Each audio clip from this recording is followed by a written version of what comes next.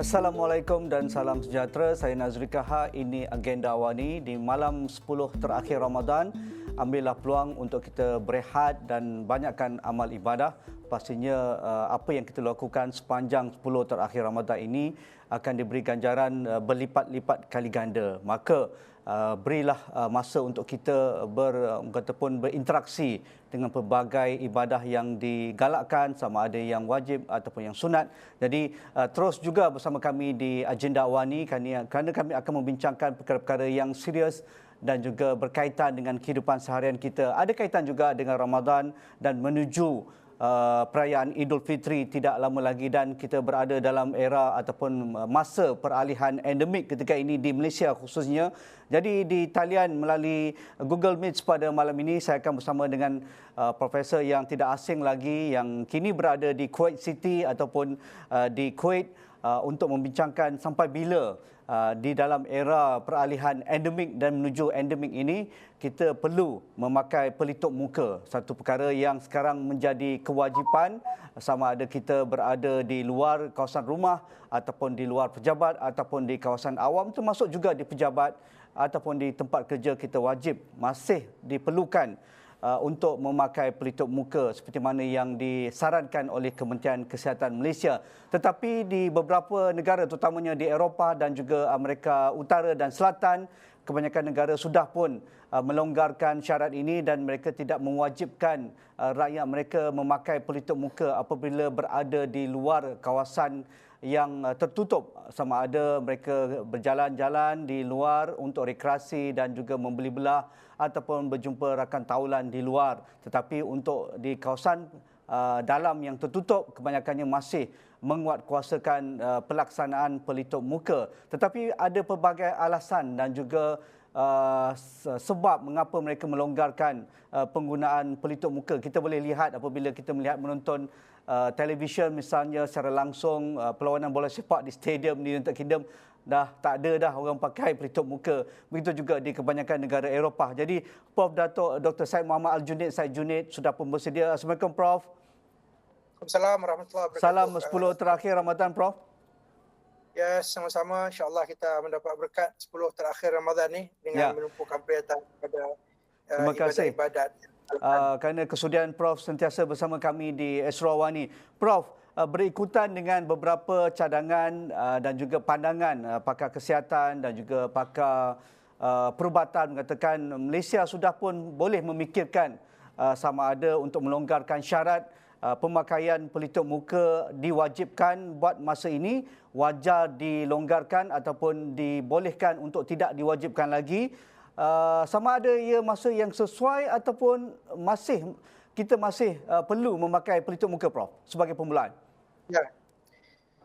Kalau kita lihat daripada trend di negara-negara lain, terutama sekali, salah satu perkara yang dilakukan adalah mengurangkan keperluan, melonggarkan keperluan untuk memakai pelitup muka ni.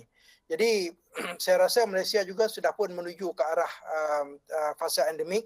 Kita telah pun membuka sempadan dan juga bilangan kes dalam trend menurun sekarang ini, dan ini disusuli pula dengan kadar peratusan liputan oleh vaksin yang agak baik, terutama sekali oleh di kalangan golongan-golongan penduduk dewasa. Maka saya rasa kita boleh memikirkan untuk melakukan perkara yang sama, tetapi dengan ada beberapa perkara yang harus kita lakukan juga. Misalnya pelitup muka walaupun mungkin dapat dilonggarkan, tapi kalau kita berada dalam kawasan yang tertutup, apabila kita berada bersama-sama dengan mereka yang mungkin mempunyai infeksi COVID-19, misalnya kita tahu kalau dalam keluarga kita ada saudara kita yang mendapat COVID-19 dan sebagainya, kerana mungkin mereka tidak lagi dikenakan kuarantin kalau tidak dilaporkan, maka eloklah kita menggunakan pelitup muka. Tetapi kalau berada di luar daripada kawasan yang tidak tertutup, kawasan terbuka, semasa riadah dan juga semasa berada di tempat-tempat yang tidak tertutup seperti itu dan mempunyai ventilasi yang baik, maka kita mungkin tidak perlu lagi menggunakan pelitup muka ini. Tapi harus hati-hati juga kerana kalau mereka yang mempunyai risiko yang tinggi seperti golongan warga emas yang melebihi 60 tahun yang mempunyai comorbidity seperti darah tinggi, kencing manis dan sebagainya, elok mereka menggunakan pelitup muka tersebut. Dan juga lagi satu adalah apabila kita tahu bahawa mereka yang mempunyai infeksi COVID-19 sendiri, mereka ini harus menggunakan pelitup muka kerana kita tidak mahu mereka menyebarkan COVID-19 ini kepada orang lain. Kerana pelitup muka ini bertindak dua cara. Satu, mengelakkan daripada orang yang mempunyai COVID-19 itu menyebarkan kepada orang lain. Dan juga yang keduanya, melindung kita yang tidak mempunyai infeksi tadi daripada mendapat droplet dan juga aerosol yang keluar daripada pernafasan mereka yang tidak menggunakan pelitup muka. Jadi keadaan ini boleh kita jadikan sebagai contoh dan saya rasa Malaysia harus mula mengambil langkah-langkah ini bagi memudahkan lagi masyarakat kita kembali ke arah normal apabila kita menuju ke arah fasa endemik ini. Kalau kita lihat ataupun baca kenyataan Menteri Kesihatan Saudara Khairy Jamaluddin apabila mengumumkan negara beralih ke peralihan endemik pada ketika itu, beliau ditanya adakah kita akan mengikuti jejak langkah Singapura, jiran kita di selatan yang sudah pun melonggarkan pemakaian pelitup muka, tidak wajib di luar pekarangan ataupun ketika berada di luar bangunan bermula 29 Mac yang lalu.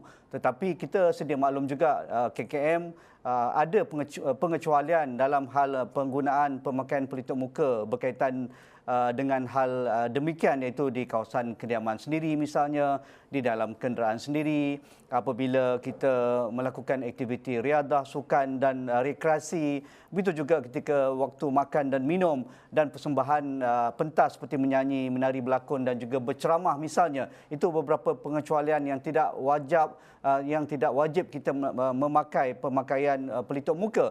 Tetapi untuk memastikan kita mempunyai standard yang jelas dan rakyat mendapat arahan yang jelas, kerana negara lain sudah mula melonggarkan peraturan ini dan pastinya juga rakyat kita ratusan ribu yang commute ataupun berulang-alik dari Johor Bahru ke Singapura untuk mencari rezeki ataupun bekerja di Temasek itu. Jadi pastinya akan sedikit kekeliruan. Begitu juga dengan jemaah umrah misalnya dan juga mereka yang keluar negara dengan tujuan-tujuan tertentu, pelancongan, bisnes dan sebagainya.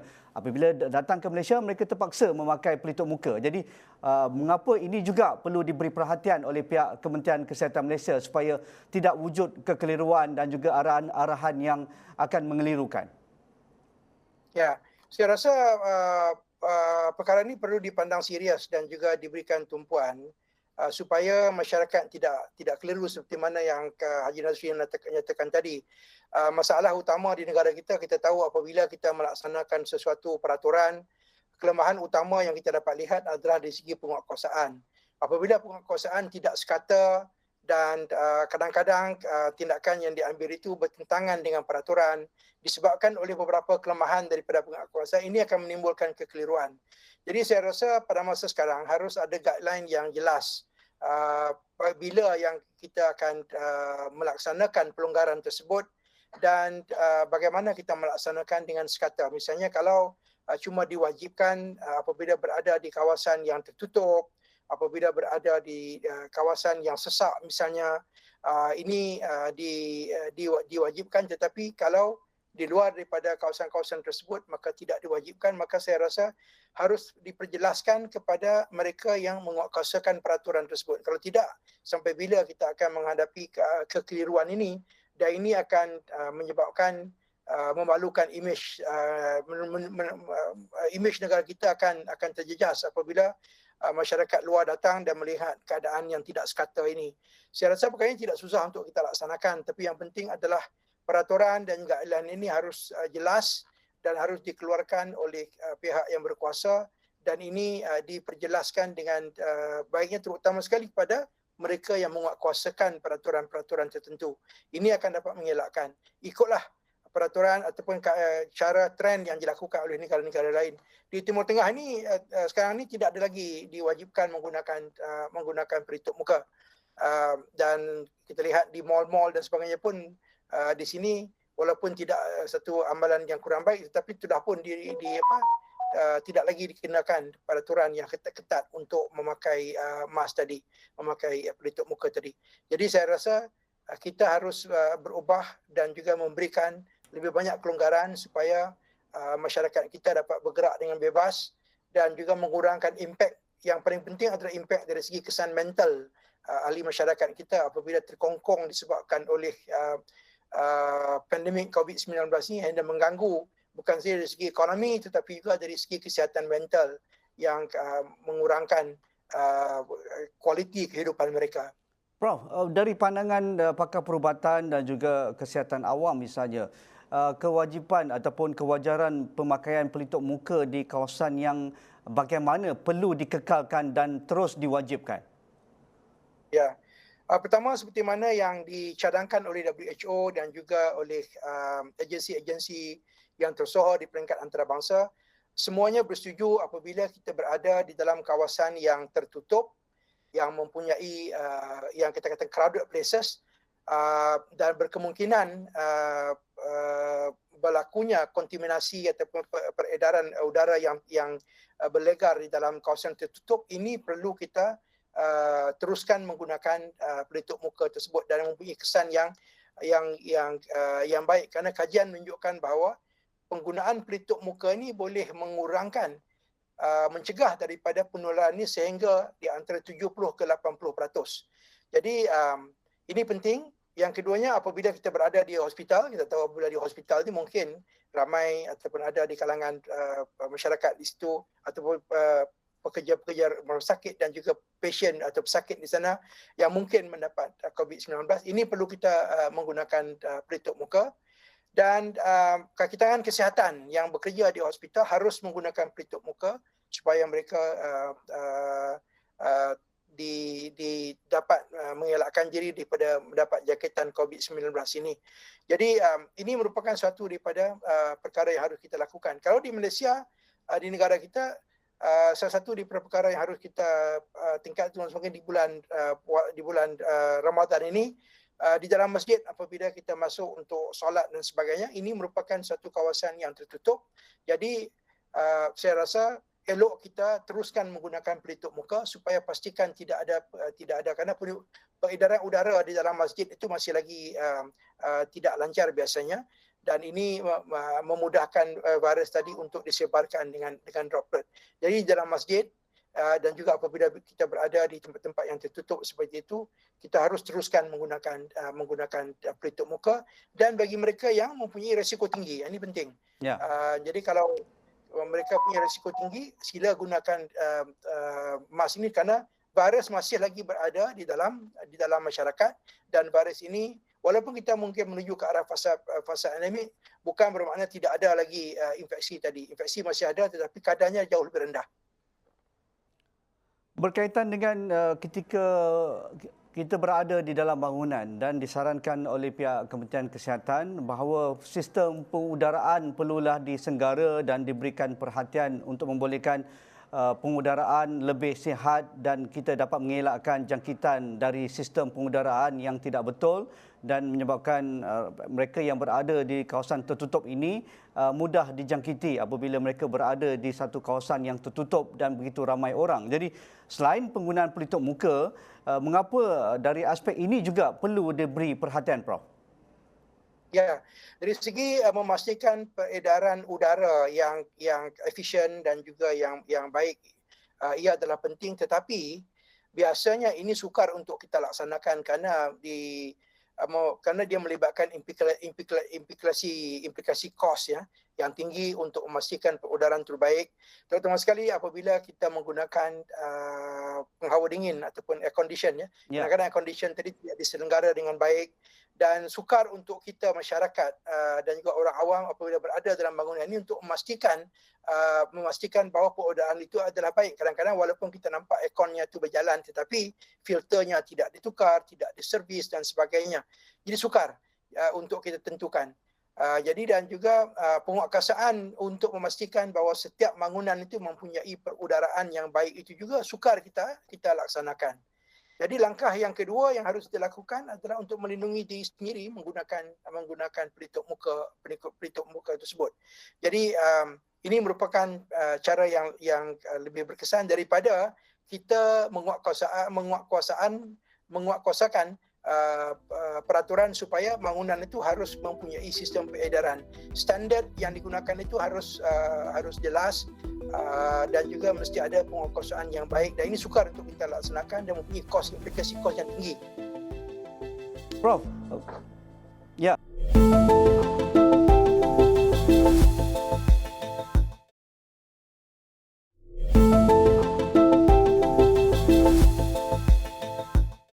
Berkaitan dengan isu yang sama juga, dari pemantauan WHO dan kajian WHO yang dikatakan tadi oleh Prof bahawa transmisi COVID-19 ini adalah berlaku dari droplets dan juga seperti batuk, sesama, dan juga ketika kita bercakap ataupun berinteraksi, kerana ia akan tersebar melalui airborne ataupun udara.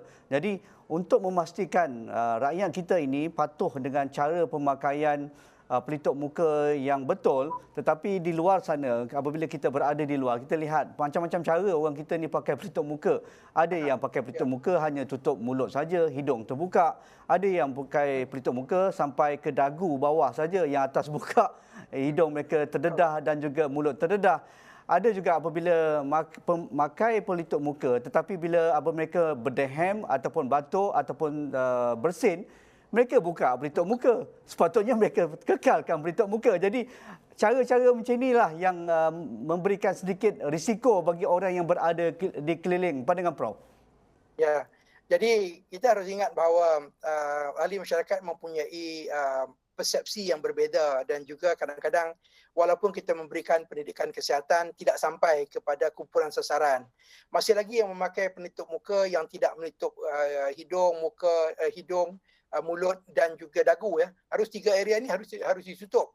Tapi kita lihat ni ada yang memakai tapi menariknya ke bawah. Jadi satu caranya adalah masih lagi kita memerlukan pendidikan kesihatan yang lebih berkesan. Walau bagaimanapun kita tahu bahawa ini sukar kita laksanakan dengan sebaik mungkin. Kita harapkan masyarakat dapat menerima apa yang disarankan itu. Ada banyak video-video yang tunjukkan cara menggunakan pelitup muka yang betul. Jadi saya harap harus kaedah ini diikuti dengan jelas supaya kita mendapat tahap keberkesanan yang tinggi seperti mana yang dibuktikan dalam kajian-kajian yang telah pun dilakukan. Namun begitu, kita harus ingat bahawa penggunaan pelitup muka ini adalah merupakan kaedah tambahan daripada kaedah untuk mencegah penularan COVID-19. Kita harus meneruskan juga kaedah-kaedah yang lain, terutama sekali membasuh tangan apabila kita memegang mask tersebut, mengelakkan daripada berada di kawasan yang crowded, dan juga masih lagi memerlukan physical distancing ataupun penjarakan fizikal ini apabila kita berada di tempat-tempat yang crowded. Ini, dan satu lagi jangan lupa bahawa imunisasi, vaksinasi masih lagi merupakan senjata utama yang harus kita lakukan. Jadi jangan ingat kalau kita menggunakan mask bermakna kita tidak boleh mengambil vaksin. Tidak. Vaksin harus kita ambil. Ini merupakan langkah tambahan daripada langkah-langkah pencegahan yang lain. Barulah kita boleh mencapai tahap pencegahan yang optimum menggunakan mask tadi, menggunakan pelitup muka tadi. Saranan terkini Menteri Kesihatan Saudara Khairy Jamaluddin meminta bagi golongan berusia emas 60 tahun ke atas ataupun yang mempunyai komorbiditi misalnya tampil ke hadapan secara sukarela untuk mendapatkan suntikan dos tambahan selain daripada dos penggalak itu. Mereka dibenarkan dengan kajian yang sudah pun dilakukan, mereka dibenarkan tampil di premis-premis kesihatan yang menawarkan vaksinasi untuk mendapatkan booster ataupun tambahan dos penggalak. Jadi apa pandangan Prof tentang hal ini? Ya, secara keseluruhan ada beberapa negara yang telah pun memulakan saranan begitu supaya mendapatkan dos penggalak yang kedua ataupun kita panggil dos keempat tadi. Jadi saya rasa apa yang disarankan oleh Menteri Kesihatan kita merupakan suatu perkara yang baik, tetapi ini harus kita lakukan dengan berhati-hati kerana kita tahu bahawa penerimaan vaksin booster di kalangan warga emas juga masih lagi rendah. Jadi saya rasa langkah yang wajar selain daripada kita memberikan pilihan untuk menyediakan akses kepada dos yang keempat tadi, jangan lupa kita harus teruskan untuk memastikan bahawa dos ketiga diterima dengan baik oleh ahli masyarakat dan juga penggunaan vaksin atau liputan vaksin di kalangan kanak-kanak. Ini harus diberikan prioriti, tetapi kalau sekiranya kita nak meneruskan dos keempat, boleh kita laksanakan, tetapi saya rasa prioriti harus diberikan ke arah itu. Jadi tetapi kalau mereka yang mempunyai risiko tinggi, misalnya warga emas melebihi 60 tahun dengan darah tinggi atau kencing manis dan mereka bersedia untuk tampil ke depan, maka saya rasa elok kita berikan dos keempat tersebut. Jadi apa yang berlaku di senario pada masa hadapan berkemungkinan akan berlaku pada masa depan. Mungkin kita perlu mengambilkan vaksin ini secara regular setiap tahun seperti mana yang berlaku dalam flu vaksin. Terutama sekali apabila berlaku perubahan-perubahan dalam varian-varian dan mutasi daripada varian Omicron yang kita dapat lihat pada masa sekarang. Jadi kalau kita mempunyai vaksin yang mencukupi, saya rasa langkah untuk memberikan booster kedua ini atau dos keempat ini adalah langkah yang wajar. Namun begitu, perhatian harus diberikan bagi memastikan dos ketiga dan juga vaksin kanak-kanak dan juga remaja ini diberikan tumpuan. Kerana ini akan memberikan implikasi dari segi tenaga kerja, staf yang berada yang memberikan vaksin dan sebagainya. Jadi saya rasa perkara-perkara ini harus kita ambil kira apabila kita melaksanakan suatu polisi berkaitan dengan pemberian vaksin ini. Dalam kita berbincangkan sampai bila kita nak pakai pelitup muka ini, di kalangan masyarakat juga ada yang Prof katakan tadi yang tidak lagi mendapat suntikan dos penggalak ataupun suntikan pertama dos penggalak, first booster dose, kerana mereka dijangkiti COVID dan ada kesan long COVID. Dan mereka dinasihatkan oleh doktor-doktor dan pakar perubatan hold dulu ataupun tangguhkan dulu untuk mendapatkan dos penggalak, takut ada kesan sampingan seperti AEFI misalnya. Jadi adakah ini satu yang common ataupun perlu juga ada di kalangan yang mengidap COVID yang serius, misalnya kategori 3, 4 itu, perlu juga meneliti tahap kesihatan mereka akibat long COVID itu? Nah, isu mengenai long COVID ini merupakan isu yang lain, tidak ada kaitan directly secara langsung dengan pemberian vaksin. Ya. Mereka yang mendapat long COVID ini kebanyakannya adalah mereka yang tidak mengambil dos booster ataupun tidak mengambil vaksin langsung.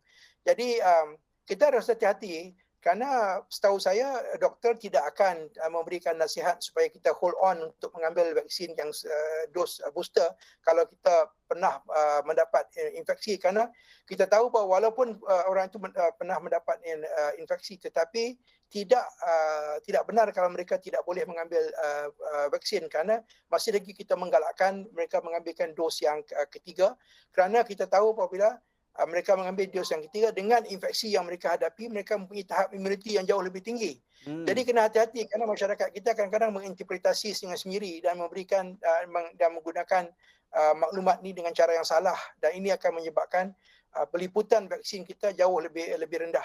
Di samping itu banyak juga yang kita dengar mengatakan bahawa mereka memalsukan maklumat-maklumat tentang mereka telah mendapatkan COVID-19 dahulu kerana untuk mendapatkan pengecualian daripada vaksin. Ini merupakan satu perkara yang tidak harus berlaku dalam masyarakat kita, dan pengamal-pengamal perubatan harus hati-hati supaya tidak terlibat dalam memasukkan maklumat-maklumat tersebut. Walaupun mereka telah mendapat infeksi COVID-19 dan dibuktikan, mereka harus akan terus perlu mendapatkan vaksin booster seperti mana yang kita harapkan dalam tempoh tertentu, seperti mana mengikut guideline yang sedia ada. Banyak perkara yang dapat kita kongsikan pada malam ini sementara kita melalui fasa terakhir Ramadan dan juga era peralihan endemik pada ketika ini. Terima kasih Profesor Datuk Dr. Syed Muhammad Al-Junid Syed Junid, Profesor Ekonomi Kesihatan yang kini berada di Kuwait City. Itu saja dalam perbincangan kami pakai mas sampai bila. Itu saja agenda Awani malam ini. Assalamualaikum, kita jumpa lagi.